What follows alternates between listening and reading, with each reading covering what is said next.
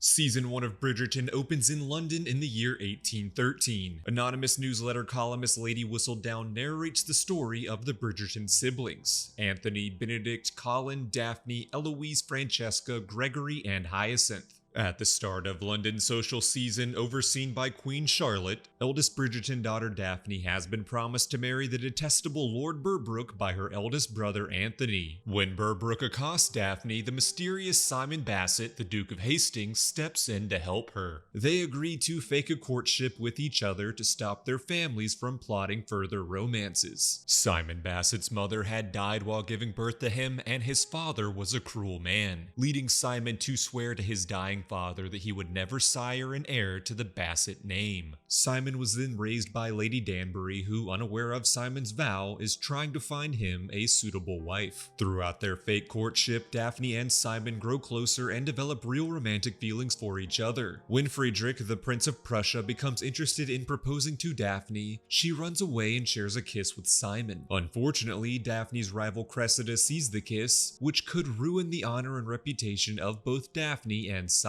Later, Simon tells Daphne they can't marry due to his inability to have children, but Daphne chooses to marry Simon anyway to save their reputations. The two get married and fall madly in love, moving to Simon's home in Cliveden. Things get complicated when Daphne discovers it's not easy being a duchess, and are complicated even further when she discovers that Simon has the ability to have children, but chooses not to. Feeling lied to, Daphne leaves Cliveden and returns to London. When Daphne learns of Simon's tragic upbringing from Lady Danbury, she begins to realize the intentions behind his vow, and when Simon spends time with the younger Bridgerton siblings, he begins to soften on his vow against children, leading to him and Daphne reconciling. Elsewhere in Season 1, eldest Bridgerton brother Anthony is in an on-again, off-again relationship with Siena Rosso. Due to Siena's lower-class status, Anthony keeps their relationship a secret. Despite their love for each other, Siena gets tired of their hidden romance and finally breaks things off with Anthony for good. Benedict Bridgerton is tired of the pressures and responsibilities of his family name, and instead dreams of becoming an artist. Meanwhile, Eloise Bridgerton becomes determined to discover the true identity of the mysterious Lady Whistledown. And the Bridgertons aren't the only family with a story worth telling. The Featheringtons are another family from high society, but their patriarch, Lord Featherington, has developed a severe gambling problem that threatens to ruin them financially. There are 3 Featherington daughters, Prudence, Philippa, and Penelope, who is best friends with Eloise Bridgerton and harbors a secret crush on Colin Bridgerton. Lord Featherington invites distant cousin Marina Thompson to stay with them while finding her a suitable husband. Marina is already in love with a man named George Crane, who is off fighting the war in Spain. Marina is pregnant with George's child, meaning the Featheringtons would need to find her a husband quickly before the baby is born. Lady Portia Featherington fakes a letter from George, breaking up with her, which prompts Marina to move on. She gets engaged to Colin Bridgerton, which upsets the jealous Penelope. When Lady Whistledown publishes a newsletter revealing to everyone that Marina was pregnant, Colin and Marina call off their engagement. Marina is then visited by Philip Crane, who tells her that his brother George had died in battle, but had been very much in love with her and intended to marry her. Philip offers to marry Marina in his brother's place, and she reluctantly accepts. With Marina and Colin now broken up, Penelope finally has a chance to profess her true feelings. But before she can, Colin tells her that he is leaving London to travel the world. As the season comes to a close, a heartbroken Anthony resolves to finally find a wife, though he has sworn off love for good. Lord Featherington's debts catch up to him and he is murdered. Daphne and Simon are delighted at giving birth to a son, and Penelope Featherington is revealed to be the mysterious Lady Whistledown. 2026 is here, and once again, my resolution is to eat healthier. That's been my goal for several years now, but the time it takes me to find appealing recipes, go to the grocery store to buy all the right ingredients, and then you add in all the prep work and cooking time, and I'm falling back into my old unhealthy habits before the calendar even hits February. But that's all changed thanks to Hungry Root, the easiest way to eat healthy. Hungry Root is basically a personal nutrition coach and personal shopper all in one. They recommend different recipes and meals based on my needs and preferences, and ship everything I need straight to my door. With Hungry Root's recipes, I grilled up some tasty burgers with a side of potatoes. And outside of the recipes, I've started my day with an incredible breakfast sandwich that I just pop in the microwave. Hungry Root has over 50,000 different recipes to choose from each week, plus they've got so many other grocery options like yogurt, smoothies, supplements, desserts, and more. I've tried several different meal delivery services in the past, and I can honestly say Hungry Root beats them all. I love their variety in not only their recipes, but in the ease of making the meals. Sometimes I'm in the mood for cooking a nice dinner like this creamy vodka pasta, and sometimes I just want to pop something in the oven like this ready-made chicken tikka naan toasty. And thanks to Hungry Root, I can do all of that with the confidence that what I'm eating is healthy and made with nothing but the best ingredients. So why not take advantage of this exclusive offer? For a limited time, you can get 40% off your first box,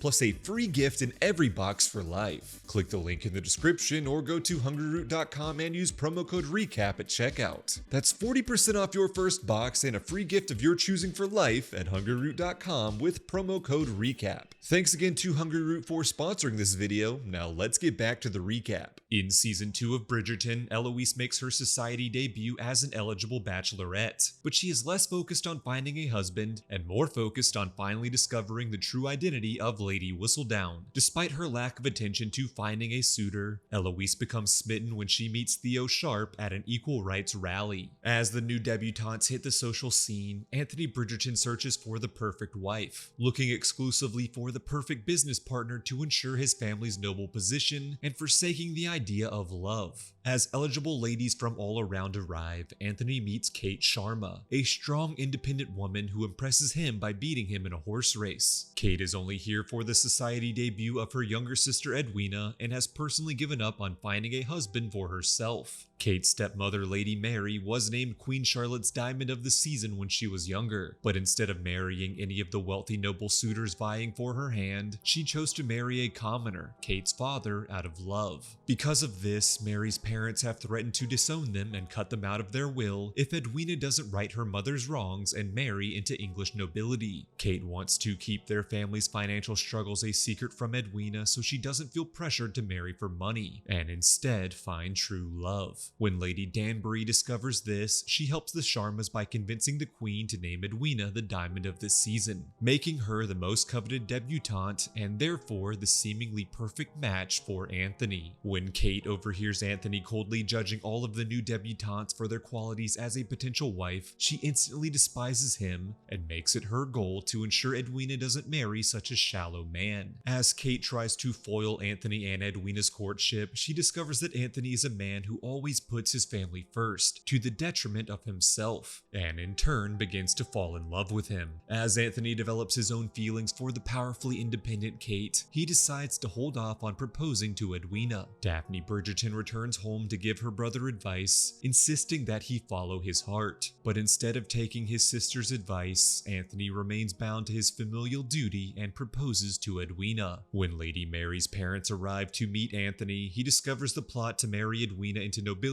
to secure their inheritance. Feeling played, Anthony contemplates calling off the wedding. Knowing her sister truly loves Anthony, Kate goes against her own complicated feelings and encourages him to move forward with the wedding. During the ceremony, hosted by Queen Charlotte herself, Anthony and Kate can't help but to long for each other, which everyone in attendance, including Edwina, notices. A heartbroken Edwina calls off the wedding on the spot, infuriating and embarrassing the Queen, turning the Bridgertons and the Sharmas into public pariahs. Elsewhere, Benedict Bridgerton is accepted into the Royal Academy School to continue his study of art, but is left struggling with the question of whether he got in based on his own merits or because his brother Anthony donated a large sum of money. Colin Bridgerton returns home from his worldly travels, much to the delight of Penelope Featherington, but he has grown introspective and temporarily swears off women to better himself, much to Penelope's chagrin. Hopeless and frustrated in love, Penelope continues her anonymous writings as Lady Whistledown,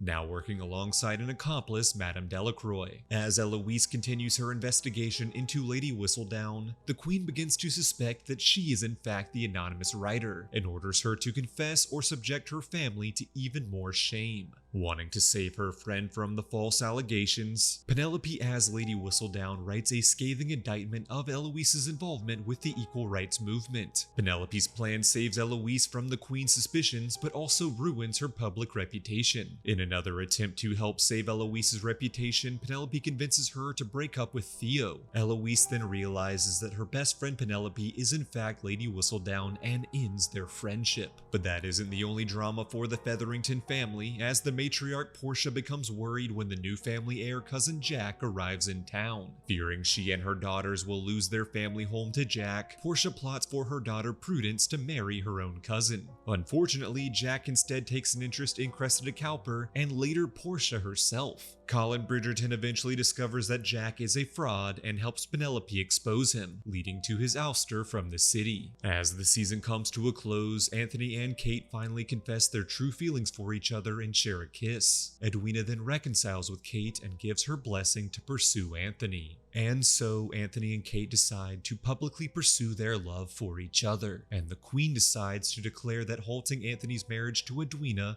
was her idea, sparing the reputations of the Bridgerton and Sharma families and allowing Anthony and Kate to get married and have their happily ever after. In Season 3 of Bridgerton, new debutantes make their society debut, including Francesca Bridgerton, though her more introverted and introspective demeanor conflicts with her new responsibilities of wooing the perfect suitor. Fortunately, she finds her perfect match in John Sterling, the Earl of Kilmartin, who is similarly shy and thoughtful. Amidst the excitement of the newest society debuts, Penelope Featherington finds herself struggling with not only finding her own suitor, but also in her relationships with her family and her best friend Eloise. Portia Featherington announces her plan to bestow her family's estate to the first male heir born to her daughters. As Penelope's sisters Philippa and Prudence announce their pregnancies, Penelope is left feeling hopeless. Penelope's relationship with her mother grows strained, as Portia is struggling with the secret that she is living off of money stolen by the conniving cousin Jack. And then there's Penelope's relationship with her best friend Eloise, who is still bitter after discovering that Penelope is in fact the mysterious gossip columnist Lady Whistledown. This has led Eloise to end their friendship and instead befriend Cressida Cowper, abandoning her noble passion for social work to closer align with Cressida's interest in fashion and excess. When Cressida publicly embarrasses Penelope, Colin Bridgerton steps in to comfort her. Penelope rebukes him as she knows that her longtime crush could never love someone like her and will only ever see her as a friend. In anger, Penelope writes a scathing indictment of Colin as Lady Whistledown. In unaware, Colin apologizes to Penelope, and though he ignores the public attack on his character, he has seen the way that Lady Whistledown's past words have impacted Eloise and Marina, leading him to vow to uncover the mystery gossiper and ruin her. Having patched up their friendship, Colin offers to help Penelope attract a suitor through a series of secret rendezvous.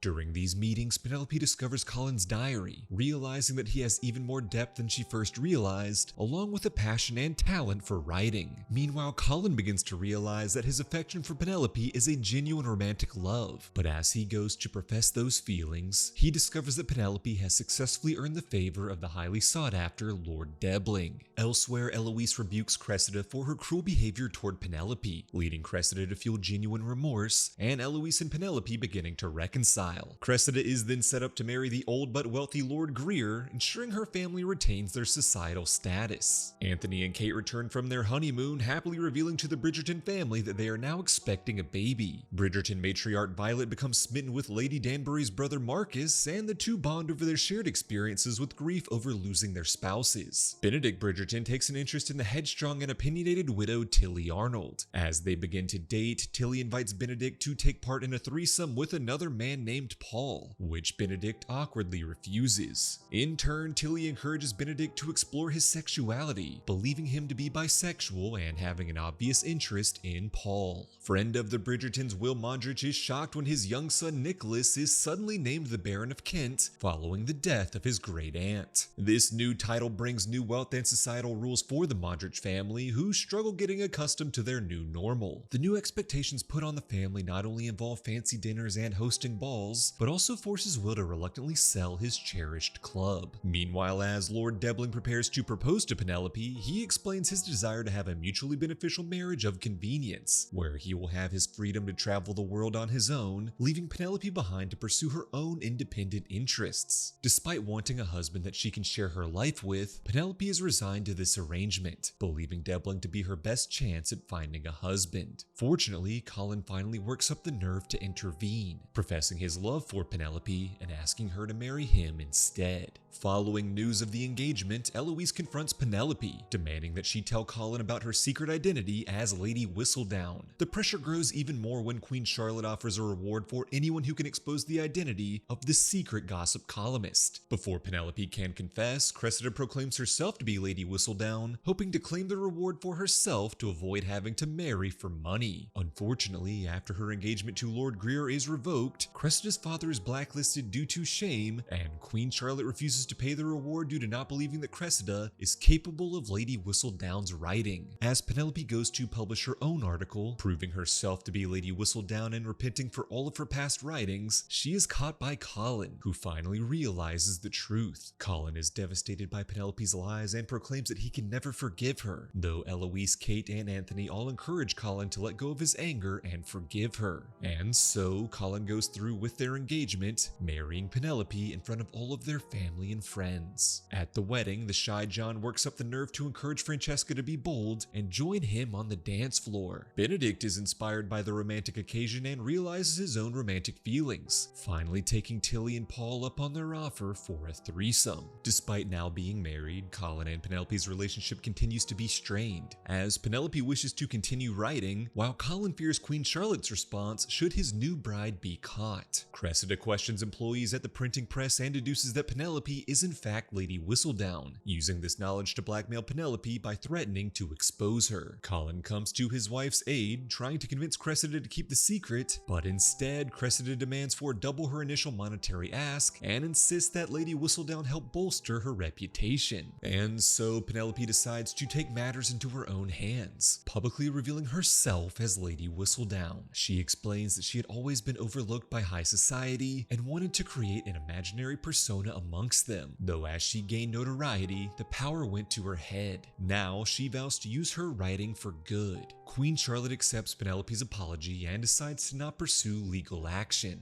And for her own failed plot to score some money, Cressida is sent away by her parents to live with her cruel aunt. Penelope then reconciles with her mother and sisters, using her wealth from her writings to save her family from financial ruin after they are exposed for living off of Cousin Jack's stolen money. Colin then proclaims how proud he is to have such a courageous wife, allowing the pair to fully reconcile. Elsewhere, Tilly professes her love for Benedict, finally ready for a committed relationship, but Benedict instead proclaims that she has helped him discover his sexuality, which he wants to explore to the fullest. Eloise returns to her desire of changing the world, but now with a new appreciation for fun and adventure thanks to Cressida. Francesca and John get married and move to Scotland, accompanied by John's cousin Michaela. Eloise decides to join them, hoping to experience more of the world. As the season comes to a close, Philippa and Prudence both have daughters, while Penelope gives birth to a son, making him the official Featherington heir. Colin is now a successful author, as is his wife, who can finally write under her true name, Penelope Bridgerton. Thanks for watching this video. Make sure to subscribe to the channel for more content like this, and why not check out this recommended video while you're at it.